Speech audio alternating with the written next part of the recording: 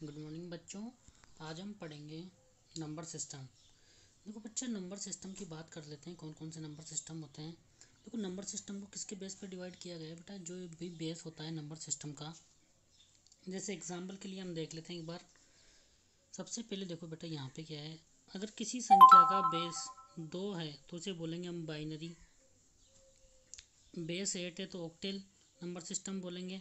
अगर बेस 10 है तो डेसिमल नंबर सिस्टम बोलेंगे। और बेस 16 है तो हेक्साडेसिमल नंबर सिस्टम बोलेंगे। तो बेटा, हमने डिवाइड किसके बेस पे किया है इसको। सबसे पहली चीज़ यही है समझने की कि हमने इसके बेस के आधार पर डिवाइड किया है। तो कौन कौन से नंबर सिस्टम हो गए हमारे पास। बाइनरी, ऑक्टेल, डेसिमल और हेक्साडेसिमल। बाइनरी कौन सा नंबर सिस्टम हो गया जिसका बेस 2। ऑक्टेल कौन सा हो गया जिसका बेस 8 हो। और डेसिमल कौन सा हो गया जिसका बेस 10 हो। और हेक्साडेसिमल कौन सा हो गया जिसका बेस 16 हो। अब दोस्तों, बेस क्या होता है सबसे पहले हम बात कर लेते हैं। देखो, जैसे कोई भी नंबर लिखा हुआ है तो जैसे यहाँ पे जो नीचे लिखा हुआ था ना बेटा, ये बेस होता है। देखो यहाँ पे ये लिखा हुआ है बेस। अब बेस, अब देखो, अब चलो बेस की बात हो गई। अब इसके बाद हम देखते हैं कि जैसे बाइनरी में कौन कौन से नंबर आएंगे। मतलब कोई भी नंबर की रेंज होती है। कौन कौन से नंबर आएंगे किसी भी नंबर सिस्टम में। जैसे हम रेंज होती है 0 to n-1। जैसे हम बाइनरी की बात करते हैं तो बाइनरी में एन क्या है यहाँ पे बेटा, एन है बेस। देखो, जो भी बेस होगा उस नंबर सिस्टम की रेंज 0 to n-1 होगी, मतलब बेस -1। जैसे हम बात करते हैं बाइनरी की, तो बाइनरी को देखो बेटा, बेस क्या हो गया, 2 हो गया। तो रेंज क्या हो गई, 0 to n-1, मतलब 2-1। तो क्या होगा, 0 to 1। 0 to 1 में कौन कौन से नंबर आते हैं, 0 और 1। तो बेटा बाइनरी में कौन से नंबर आएंगे, 0 और 1। इसके बाद हम बात कर देते हैं ऑक्टेल की। देखो बेस ऑक्टेल है तो इसको ऑक्टेल नंबर सिस्टम बोलेंगे। ऑक्टेल की रेंज क्या हो गई, 0 to 8-1। कितने हो गए रेंज, 0 to 7, मतलब 0 से 7 तक के नंबर आएंगे ऑक्टेल नंबर सिस्टम में। इसके बाद हम डेसिमल की बात करते हैं तो डेसिमल में क्या हो गया, 0 to 10-1। तो 10-1 तो क्या हो गया रेंज, 0 to 9। 0 to 9 तक के नंबर आएंगे डेसिमल नंबर सिस्टम में। और हेक्साडेसिमल में, हेक्साडेसिमल का बेस क्या है बेटा, 16। तो रेंज क्या हो गई, 0 to 16-1। क्या हो गई रेंज इसकी, 0 to 15। बट बेटा हेक्साडेसिमल में क्या होता है, हम 0 to 9 तो ऐसे लिखेंगे। इसके बाद 10 को क्या लिखेंगे, ए। 11 को बी। 12 को सी। 13 को डी। 14 को ई।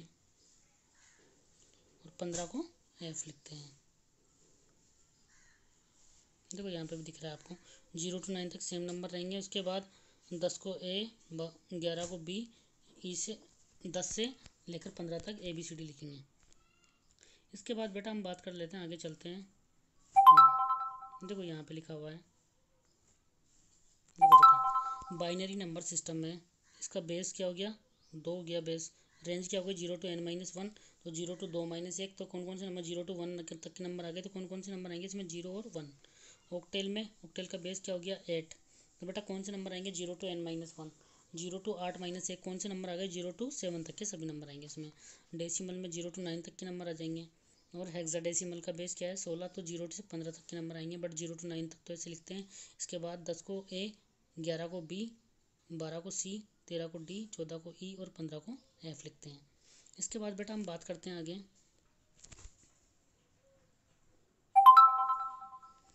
इसके बाद सपोज करो अगर हमें डेसिमल से किसी भी बेस में कन्वर्ट करना है, मतलब डेसिमल से किसी भी बेस में कन्वर्ट करना है, चाहे बाइनरी में कन्वर्ट करना हो, चाहे ऑक्टेल में कन्वर्ट करना हो, चाहे हेक्साडेसिमल में कन्वर्ट करना हो।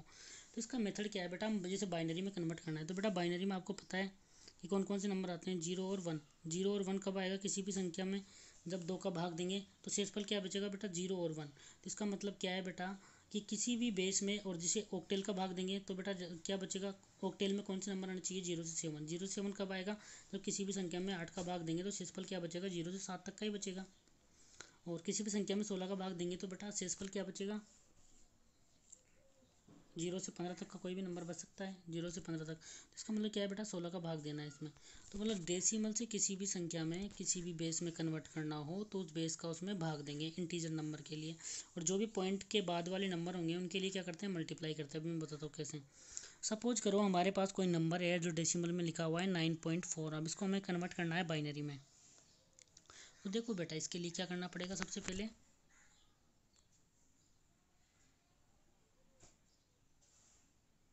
सबसे पहले देखो हमें क्या करना पड़ेगा, 2 का भाग देंगे। जीरो और बाइनरी में कन्वर्ट करना है तो कौन कौन संख्या आनी चाहिए, 0 और 1 आनी चाहिए। सही बात है। 0 1 कब आएगा, जब किसी भी संख्या में 2 का भाग देंगे, शेषफल क्या बचेगा, 0 और 1। तो इसलिए हम क्या करेंगे बेटा, 2 से डिवाइड करेंगे जो भी डेसिमल में नंबर है। तो देखो चलते हैं हम आगे। सबसे पहले देखो 2 का भाग दिया 9 में, देखो यहाँ पे ये 2 का भाग दिया हमने 9 में, कितनी बार गया, 4 बार गया। तो 4 हमें यहाँ पे लिखना है और जो शेषफल बचेगा वो यहाँ पे लिखना है। देखो 1 शेषफल बच गया। 2 का भाग दिया 9 में, कितनी बार गया, 4 बार गया। कितना शेषफल बच गया, 1। शेषफल इसके सामने लिखना है। फिर 4 में 2 का भाग दिया बेटा, कितनी बार गया, 2 बार गया। शेषफल कितना बच गया, 0। फिर इस 2 में 2 का भाग दिया, कितनी बार गया, 1 बार। शेषफल क्या बच गया, 0। अब इसके बाद देखो इस 1 में 2 का भाग जा रहा है, नहीं जा रहा, तो इस 1 को ऐसे कैसे यहाँ पे उतार देंगे हम, यहाँ से क्या ऐसे कैसे यहाँ पे उतार देंगे। अब यहाँ पे करना है LSB से MSB की तरफ चलना है, नीचे से ऊपर की तरफ चलना है, इतना ध्यान रखना है आपको। हाँ, अब हम बात कर लेते हैं बेटा पॉइंट वाले नंबर की। जो 0.4 है इसको कैसे कन्वर्ट करना है बाइनरी में, तो इसके लिए क्या करना पड़ेगा, मल्टीप्लाई करना पड़ेगा 2 से। और कब तक मल्टीप्लाई करना है, जब तक 0.4 नहीं आ जाए या 0 नहीं आ जाए। तो देखो सबसे पहले 0.4 को 2 से मल्टीप्लाई किए, कितना आ गया, 0.8। और जो पॉइंट के बाद वाली संख्या इसको वापस इधर लिख के, इसको यहाँ पे लिख के वापस 2 से मल्टीप्लाई करना है। देखो अब हमने क्या किया, 0.8 को यहाँ पे उतार दिया, फिर 2 से मल्टीप्लाई कर दिया, क्या आ गया, 1.6 आ गया। अब जो पॉइंट के बाद वाली संख्या है 0.6, इसको वापस यहाँ पे लिख के फिर 2 से मल्टीप्लाई करना है, कितना आ गया, 1.2। फिर 1.2 का 0.2 यहाँ पे उतार के वापस मल्टीप्लाई करना है 2 से, तो कितना आ गया, 0.4। देखो बेटा रिपीट हो गया ये नंबर, ये 0.4 से स्टार्ट किया था, 0.4 वापस आ गया।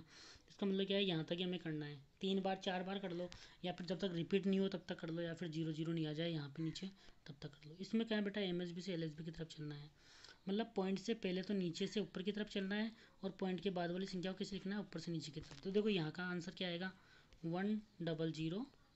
नीचे सबसे पहले 1 लिखेंगे यहाँ से, उसके बाद 0 लिखेंगे, फिर 0 लिखेंगे, फिर 1 लिखेंगे। तो यहाँ से क्या गया, 1001। यहाँ से आंसर क्या गया, 1001।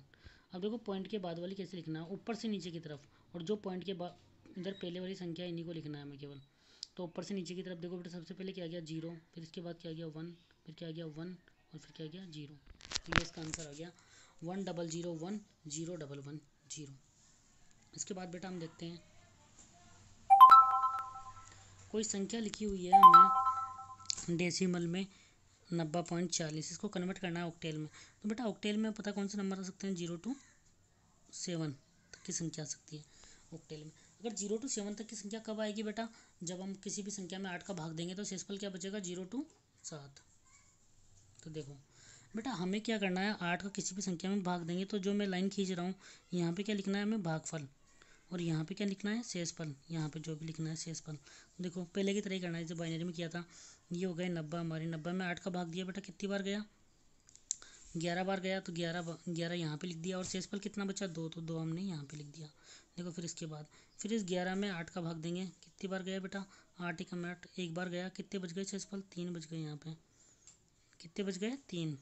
ये बेटा गलत हो गया, यहाँ पे 3 आएगा, ये 3 बच गया। और देखो फिर यहाँ पे आ गया 1 में 8 का भाग नहीं जा रहा, तो एक ऐसे कैसे उतार दिया, यहाँ पे 3 आएगा। तो क्या आंसर आ गया, देखो नीचे से ऊपर की तरफ चलना है हमें, 132 आ गया आंसर इसका, 132 आएगा। अब इसके बाद देखो यहाँ पे देखो बेटा, अब पॉइंट के बाद वाली संख्या को हमने क्या किया था, पहले बाइनरी में 2 से मल्टीप्लाई किया था। तो यहाँ पे भी देखो 0.1 को उसको किससे मल्टीप्लाई कर देंगे, अब 8 से मल्टीप्लाई कर देंगे। कितना आ गया, 8 चौक 32, 3.2 आ गया। तो 0.2 को वापस मल्टीप्लाई करेंगे 8 से, 3 को यहीं रहने देंगे। तो ये 0.2 को वापस 8 से मल्टीप्लाई कर दिया, कितना आ गया, 1.6। तो 0.6 को वापस क्या करेंगे बेटा, 8 से मल्टीप्लाई करेंगे। देखो ये कर दिया, कितना आ गया, 4.8। 0.8 को वापस 8 से मल्टीप्लाई करेंगे, तो 0.8 को 8 से मल्टीप्लाई किया तो 6.4 आ गया बेटा। 0.4 देखो वापस रिपीट हो गया। देखो यहाँ पे यहाँ से स्टार्ट किए थे, तो ये यहाँ तक लेना है हमें, 4 बार कर लेना है मल्टीप्लाई। तो देखो इसका आंसर अब कैसे लिखेंगे, ऊपर से नीचे की तरफ चलना है हमें, वो भी कौन से, पॉइंट से पहले वाली संख्या को। और यहाँ पे क्या करना है बेटा, यहाँ पे हमें चलना है नीचे से ऊपर की तरफ। तो देखो क्या गया, 1 3 2। उसके बाद पॉइंट लगाना है, पॉइंट लगा दिया हमने। अब ऊपर से नीचे की तरफ, तो यहाँ पे देखो बेटा सबसे पहले क्या है, 3, तो 3 यहाँ पे लिख दिया। फिर इसके बाद 1, तो ये 1 लिख दिया मैंने। फिर 4 लिख दिया। फिर 6 लिख दिया। ऐसे करना है बेटा।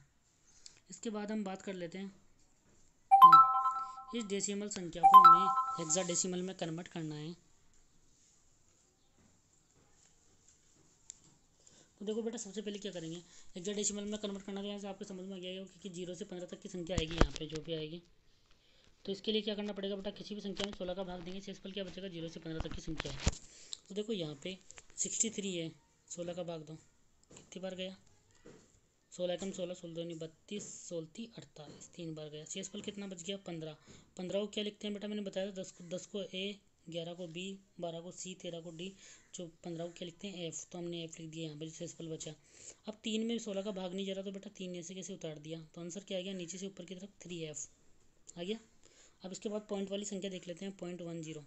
तो देखो 0.10 को 16 से मल्टीप्लाई किया तो 1.6 आ गया। तो 0.6 को वापस 16 से मल्टीप्लाई करेंगे, 16 के 9.6 आ गया। फिर 0.6 को 16 से मल्टीप्लाई करेंगे, 9.6 आ गया। देखो बेटा रिपीट हो गया 0.6 दो बार यहाँ पे। देखो 0.6 दो बार रिपीट हो गया, तो यहीं तक लेना है।